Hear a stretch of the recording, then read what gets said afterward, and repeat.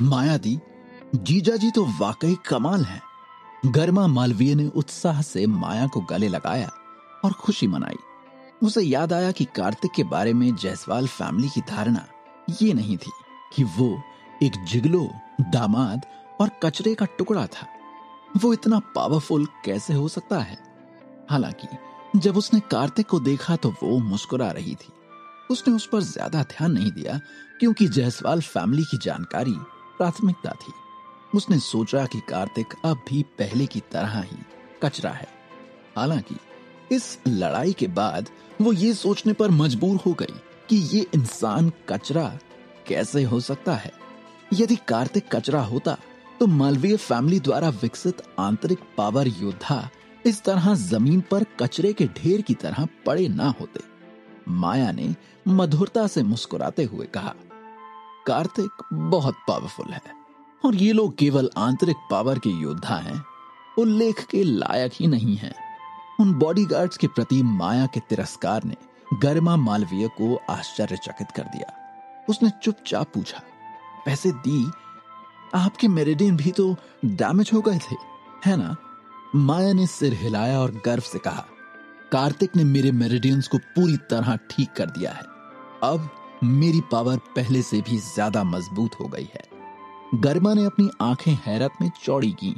कार्तिक उसकी मध्याह्न रेखा की चोटों को ठीक करने में सक्षम था।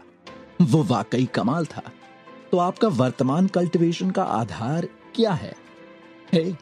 गेस करो। माया ने जानबूझकर ऐसा नहीं कहा। फाउंडेशन की पूर्णता नागपुर में भी एक दुर्लभ स्तर था। माया और कार्तिक की परफेक्शन ऑफ फाउंडेशन को धर्मनिरपेक्ष दुनिया का स्पेशलिस्ट माना जाता था। मुंबई सिटी और लाइन ग्रुप के अलावा ऐसा अस्तित्व खोजना बहुत मुश्किल था। गर्मा मालवीय ने माया के छिपने पर अपनी आंखें घुमाई। वो कुछ असहाय महसूस कर रही थी। ये इतना रहस्यमय क्यों था? गर्मा मालवीय की दुखी अभिव्यक्ति को देखकर माया मुस्कुराई और उसने अपना सिर हिला दिया। माया ने कहा, यहां सभी बॉडीगार्ड से छुटकारा पाना मुश्किल नहीं है। गर्मा मालवीय हैरान थी। माया अब एनर्जी से भर गई थी। नहीं, ये तो जन्मजात महागुरु होना चाहिए। ओह गॉड, उसने अपनी एनर्जी को सुधारने के लिए इस तरह की चमत्कारी गोली ली थी। वो लोग कौन हैं? कार्तिक ने स्पष्ट रूप से पूछा। यामिनी जायसवाल ने पहले उत्तर दिया, वे मालवीय फैमिली के बॉडीगार्ड हैं। वे गरिमा को वापस ले जाना चाहते हैं। कार्तिक ने अपनी सास की तरफ देखा और हल्के से कहा, समझ गया। यामिनी जायसवाल को बहुत अच्छा लगा जब उसने देखा कि कार्तिक सच में उसे जवाब दे रहा था। कार्तिक गरिमा के पास गया और कहा, मुझे बताओ, तुम पुणे शहर में क्यों आई थी? दिन के दौरान गरिमा मालवीय की अस्वाभाविक अभिव्यक्ति ने कार्तिक को अजीब महसूस कराया था। उसे लग ही रहा था कि कुछ तो अजीब है और सही नहीं है, लेकिन उसे ये उम्मीद बिल्कुल भी नहीं थी कि इतनी जल्दी कुछ हो जाएगा। माया और अन्य सभी ने गरिमा की ओर देखा। मालवीय फैमिली के लोग उसे गिरफ्तार करने आए थे। आखिर क्यों? उसने उन सभी से ऐसा क्या छुपाया था? गरिमा मालवीय ने अपने लाल होंठों को काटा और धीरे से कहा, मैं घर से चुपके से निकल गई थी। वही तो कार्तिक पूछ रहा है कि तुम चुपके से क्यों निकल कर आ गई थी। माया को समझ नहीं आया, तुम एकाएक चुपके से क्यों निकल गई? सबके मन में यह सवाल था। गरिमा मालवीय ने अपना सिर नीचे किया और शिकायत के साथ कहा, दादाजी चाहते हैं कि मैं किसी ऐसे व्यक्ति से शादी करूं जो मुझे पसंद नहीं है। मैं इस बात से बिल्कुल भी सहमत नहीं हूं और ना ही इस शादी के लिए राजी हूं। इसलिए उन्होंने मुझे घर पर बंद कर दिया था और मेरे बाहर जाने पर रोक लगा दी थी। ओह, तो अब समझ आया कि गरिमा असल में अपनी शादी से भाग कर आई थी। कार्तिक ने अपनी भौहें उठाई। क्या उसे नहीं लगा कि ये वही साजिश थी जो माया की मां यामिनी जायसवाल ने की थी? या मालवीय फैमिली की सभी महिलाएं इतनी उग्र थीं, शादी से भाग जाती थीं? जब यामिनी जायसवाल ने सुना कि गरिमा मालवीय शादी से बचने के लिए मालवीय फैमिली से बचकर किसी को बिना बताए चुपके से भाग गई है, तो उसकी पिछली मुलाकात को याद करते हुए उसकी अभिव्यक्ति थोड़ी बदल गई।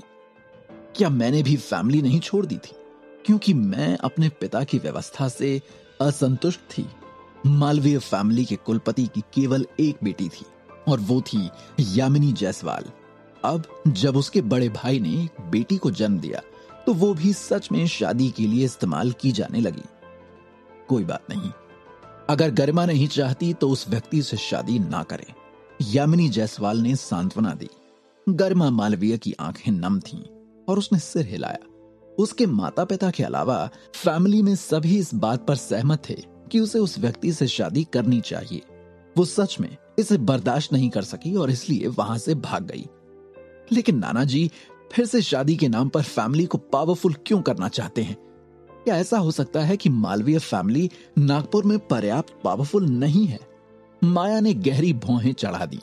हालांकि उसने मालवीय फैमिली के पेट्रियार्क नानाजी को बुलाया, लेकिन जब से वो छोटी थी उसने उन्हें केवल कुछ ही बार देखा था। हर बार जब वो मालवीय फैमिली में जाती थी तो उसे केवल रूखी आंखों से देखा जाता था।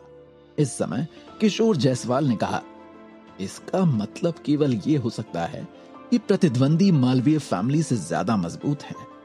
उस समय क्योंकि यामिनी जायसवाल की शादी उनकी फैमिली में हुई थी, जायसवाल फैमिली बहुत दबाव में था।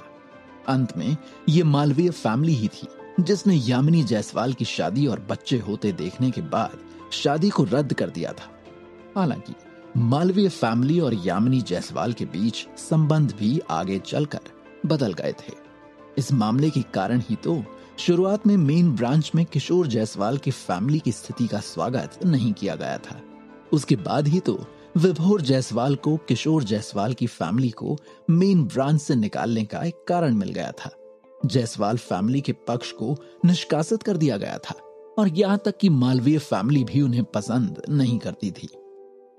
कार्तिक ने जमीन पर रोते हुए बॉडीगार्ड्स को देखा और कहा, वापस जाओ और मालवीय फैमिली के कुलपति को बताओ कि गरिमा मालवीय ये शादी का गठबंधन नहीं चाहती है, इसलिए वो अब यहीं रहेगी। बॉडीगार्ड्स ने एक दूसरे को देखा और कार्तिक को देखते ही उनकी आंखें सदमे से भर गईं। वे इस आदमी के लिए बिल्कुल भी मैच नहीं थे। बॉडीगार्ड्स के नेता ने अपनी छाती पकड़ ली और मुश्किल से कहा, आप जायसवाल फैमिली से हैं? कार्तिक ने अपना मुंह घुमाया और कहा, इसका तुमसे कोई लेना देना नहीं है। अगर तुम इसी तरह यहां बकवास करना जारी रखोगे तो मुझे तुम लोगों को तरीके से विदा करने में कोई आपत्ति नहीं है। नेता चौंक गया और उसने ठंड से कहा, हमारे मालवीय फैमिली का विवाह गठबंधन नागपुर के घोस्ट असुरी कम्युनिटी द्वारा बनाया गया है। युवती का मंगेतर घोस्ट असुरी कम्युनिटी पुरुषों के बीच एक लायन का युवा स्वामी है। यदि आप युवती को वापस जाने से रोकने की हिम्मत करते हैं तो भूत असुरी कम्युनिटी के युवा गुरु तुम्हें माफ नहीं करेंगे। कार्तिक ने हंसते हुए कहा, वो मुझे माफ नहीं करेंगे? क्यों? क्योंकि मैंने गरिमा को यहां रोक कर रखा है। क्या मैंने तुम्हें जाने से रोका? कार्तिक ने गरिमा मालवीय की ओर देखा। गरिमा मालवीय ने सिर हिलाया। मैं खुद वापस नहीं जाना चाहती हूं, इसका आपसे कोई लेना देना नहीं है जीजाजी। जीजाजी? बॉडीगार्ड्स का नेता चौंक गया जब गरिमा मालवीय ने कार्तिक को जीजाजी कहकर बुलाया। जायसवाल फैमिली का एक दामाद कब हुआ? क्या तुम ही वो बेकार कार्तिक हो? क्या तुम मुझे जानते हो? कार्तिक स्तब्ध रह गया। बॉडीगार्ड्स के नेता ने व्यंग से कहा, ऐसा लगता है कि जायसवाल फैमिली के दामाद के पास केवल कार्तिक नाम का कचरा है। मुझे उम्मीद नहीं थी कि तुम वापस आकर जायसवाल फैमिली के बड़े पेड़ को गले लगाओगे। कितने अफसोस की बात है, वे सच में जायसवाल फैमिली के पास गए जो मालवीय फैमिली की तुलना में बहुत कमजोर है। क्या वे सच में सोचते हैं कि वे बड़े पेड़ हैं? वे घोस्ट असुरी कम्युनिटी और मालवीय फैमिली के सामने टिक नहीं पाएंगे।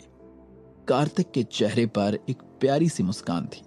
फिर नेता की भयभीत निगाहों में उसने अपना हाथ बढ़ाया और नेता का सिर पकड़ लिया। बल इतना अधिक था कि वो दर्द से कर्राह उठा।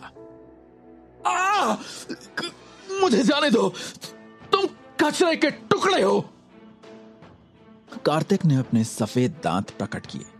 उसने अपनी हथेली की पावर बढ़ा दी। ऐसा लग रहा था कि उसे हड्डियों के टूटने की आवाज सुनाई दे रही है। लगता है तुमने मुझे गलत समझा। कार्तिक ने गंभीर स्वर में कहा, जायसवाल फैमिली? क्या ये उनके लिए योग्य था कि वे उनसे चिपके रहें?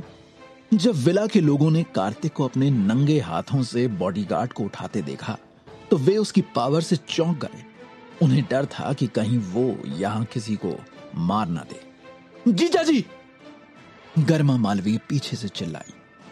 कोई बात नहीं, वो व्यक्ति मालवीय फैमिली का बॉडीगार्ड था। कार्तिक ने उसकी तरफ देखा और लापरवाही से नेता को बाहर फेंक दिया। बस तुम रुको, भूत असुरी कम्युनिटी के युवा गुरु पुणे शहर में आ गए हैं, अब तुम खत्म हो जाओगे, देख लेना। मालवीय फैमिली के सभी बॉडीगार्ड दयनीय अवस्था में वहां से भाग गए। वे कार्तिक का कुछ भी बिगाड़ने के लिए पावरहीन थे। फिर भूत असुरी कम्युनिटी के युवा गुरु को उसके साथ व्यवहार करने दें। हालांकि कार्तिक पावरफुल था, क्या वो भूत असुरी कम्युनिटी के युवा गुरु से अधिक पावरफुल होगा? उनके दिलों में कार्तिक निश्चित रूप से मरने वाला था। बॉडीगार्ड्स के भाग जाने के बाद माया ने गरिमा मालवीय को खींच लिया और सोफे पर बैठ गई। सब इकट्ठे हो गए। कार्तिक, आज जो तुमने किया उसके लिए बहुत बहुत धन्यवाद। अगर आज तुम यहां नहीं आए होते तो गम्मू पहले ही गिरफ्तार कर ली गई होती, यामिनी जायसवाल ने धीरे से कहा। कार्तिक ने सिर हिलाया और कुछ और नहीं कहा। पवन जायसवाल ने देखा कि कार्तिक को अब उनकी कोई परवाह नहीं है और उसने जल्दी से चीजों को सुलझाने की कोशिश की। उसने कहा, गर्मा घोस्ट असुरी कम्युनिटी के युवा गुरु से शादी नहीं करना चाहती। अब जब वो आदमी पुणे शहर में आ गया है तो हमें अभी भी तुम्हारी पावर की जरूरत है कार्तिक।